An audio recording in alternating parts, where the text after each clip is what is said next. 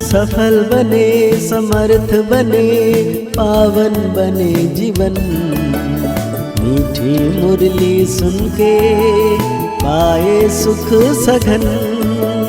आज का चिंतन, आज का चिंतन। ओम शांति। Good morning. प्यार का सागर मीठा बाबा सर्वशक्तिमान आज हम बच्चों को कह रहे हैं, आत्मरूपी ज्योति में ज्ञान योग का घृत डालो तो ज्योति जगी रहेगी। ज्ञान और योग का कंट्रास्ट अच्छी रीति समझना है। साथ में बाबा आज हम बच्चों को पूछ रहे हैं, बाप का कार्य प्रेरणा से नहीं चल सकता, उन्हें आना पड़े। क्यों? बाबा कहते हैं क्योंकि मनुष्य की बुद्धि बिल्कुल तम प्रधान है। तम प्रधान बुद्धि प्रेरणा को कैच नहीं कर सकती। बाप आते हैं तब तो कहा जाता है छोड़ दे आकाश सिंहासन। तो आज बाबा ने बहुत प्यारा सा गीत याद किए हैं। छोड़ भी दे आकाश सिंहासन, अब धरती पर आ जा रे। छोड़ भी दे आकाश सिंहासन। भक्तों ने यह गीत गाया है, बनाया है। अब इसका अर्थ कैसा अच्छा है। कहते हैं आकाश सिंहासन छोड़कर आओ। अब आकाश तो है, यह है रहने का स्थान। आकाश से तो कोई चीज आती नहीं है। आकाश सिंहासन कहते हैं आकाश तत्व में तो तुम रहते हो और बाप रहते हैं महातत्व में। उसको ब्रह्म या महातत्व कहते हैं, जहां आत्माएं निवास करती है। बाप आएगा भी जरूर वहां से, कोई तो आएगा ना। कहते हैं आकर हमारी ज्योति जगाओ। गायन भी है, एक है अंधे की औलाद अंधे और दूसरे हैं सज्जे की औलाद सज्जे। धृतराष्ट्र युधिष्ठिर नाम दिखाते हैं। अभी यह तो औलाद है रावण की। माया रूपी रावण है ना, सबकी रावण बुद्धि है। अब तुम हो ईश्वरीय बुद्धि। बाप तुम्हारी बुद्धि का अब ताला खोल रहे हैं।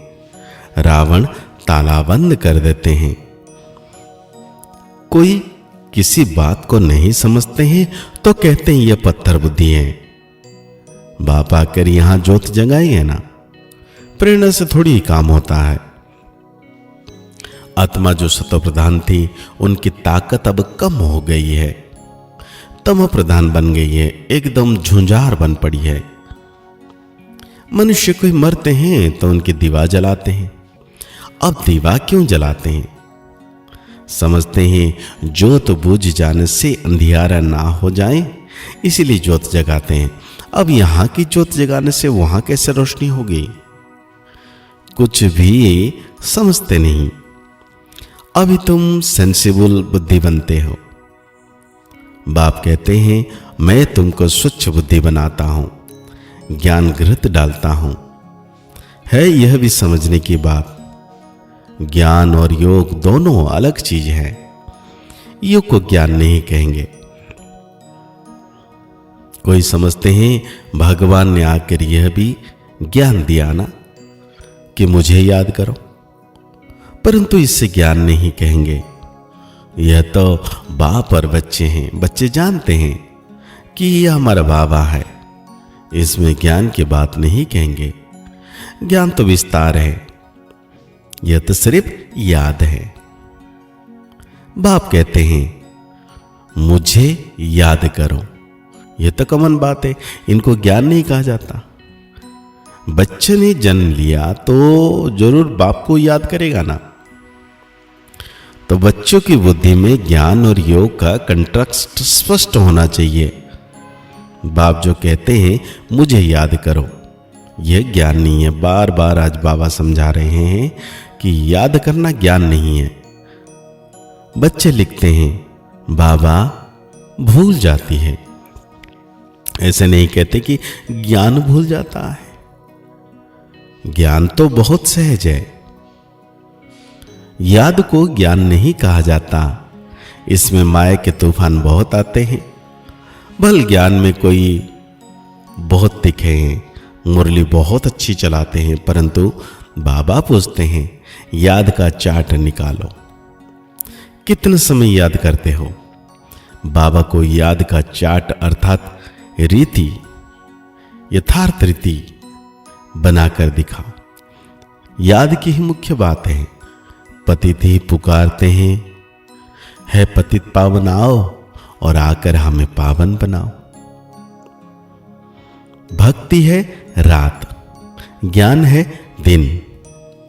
63 जन्म तुम धक्के खाते हो, फिर ज्ञान देता हूं तो कितना समय लगता है? सेकंड। यह तो गाया हुआ है, सेकंड में जीवन मुक्ति। यह तुम्हारा बाप है ना, वही पतित पावन है। उनको याद करने से तुम पावन बन जाएंगे। सतयुग, त्रेता, द्वापर, कलयुग का यह चक्र है। नाम भी जानते हैं, परंतु पत्थर बुद्धि कैसे हैं? टाइम का किसी को पता नहीं। समझते भी हैं घोर कलयुग है। अगर कलयुग अभी भी चलेगा तो और घोर अंधियारा हो जाएगा। इसलिए गाया हुआ है, कुंभकर्ण की नींद में सोए थे और विनाश हो गया। थोड़ा भी ज्ञान सुना होता तो क्या होता? प्रजा बन जाते। कहां यह लक्ष्मीनारायण, कहां प्रजा? पढ़ाने वाला तो एक ही है। हर एक की अपनी अपनी तकदीर है। कोई तो स्कॉलरशिप लेते हैं, कोई फेल हो जाते हैं। राम को बाण की निशान क्यों दिया है? क्योंकि नापास हुए। यह भी गीता पाठशाला है। कोई तो कुछ भी मार्क्स लेने लायक नहीं है। बाबा कहते हैं मैं भी बिंदी, आत्मा बिंदी हूं, बाप भी बिंदी है। ऐसे उनको याद करना है। मैं भी बिंदी, मेरा बाप भी बिंदी है। जो इस बात को अच्छी रीति समझते हैं वो भूलेंगे नहीं और वो ऊंच पद पाएंगे। अगर भूल जाते हैं तो क्या पद पाएंगे? याद में रहने से ऊंच पद मिलता है, याद में नहीं रहेंगे तो घाटा पड़ जाता है। तो कहते हैं याद का बल बहुत कमाल करता है। कर्म इंद्रिया बिल्कुल शांत शीतल हो जाती है। ज्ञान से शांत नहीं होगी, योग के बल से शांत होगी। तो आज बाबा हम बच्चों को धारणा के लिए कह रहे हैं, याद के बल से अपने कर्म इंद्रिय को शीतल शांत बनाना है। फुल पास होने के लिए यथार्थ रीति बाप को याद कर पावन बनना है। उठते बैठते बुद्धि में रहे कि अभी यह पुराना शरीर छोड़ वापस घर जाएंगे। जैसे बाप में सब ज्ञान है, ऐसे मास्टर ज्ञान सागर बनना है।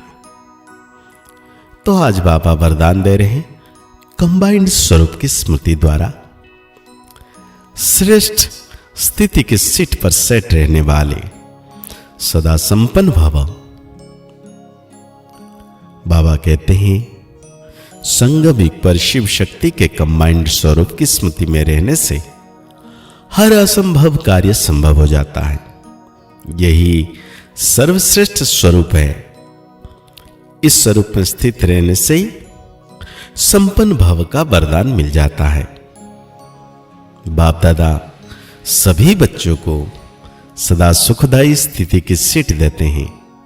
सदा इसी सीट पर सेट रहो तो अतीन्द्रिय सुख के झूले में झूलते रहेंगे। सिर्फ विस्मृति के संस्कार समाप्त करो। तो आज बाबा हम बच्चों को स्लोगन दे रहे हैं, पावरफुल वृत्ति द्वारा आत्माओं को यज्ञ और योगी बनाओ। पावरफुल वृत्ति द्वारा आत्माओं को यज्ञ और योगी बनाओ। तो आज बाबा व्यक्ति इशारा दे रहे हैं, एकांत प्रिय बनो, एकता और एकाग्रता को अपनाओ।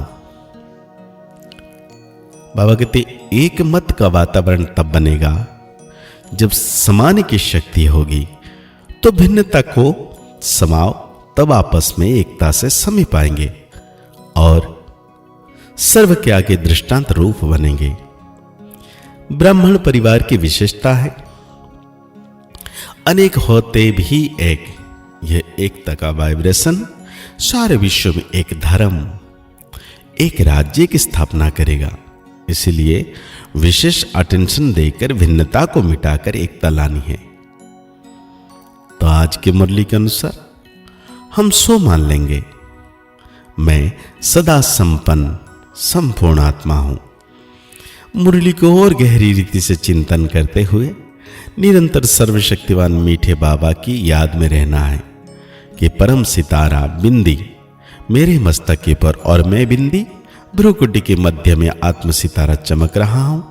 बाबा की किरणों से संपन्न संपूर्ण पवित्रता की शक्ति से बलवान बन रहा हूं, महावीर बन रहा हूं, सिद्धि स्वरूप बन रहा हूं।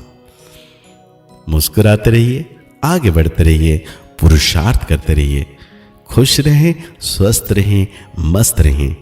ओम शांति, ओम शांति, ओम शांति।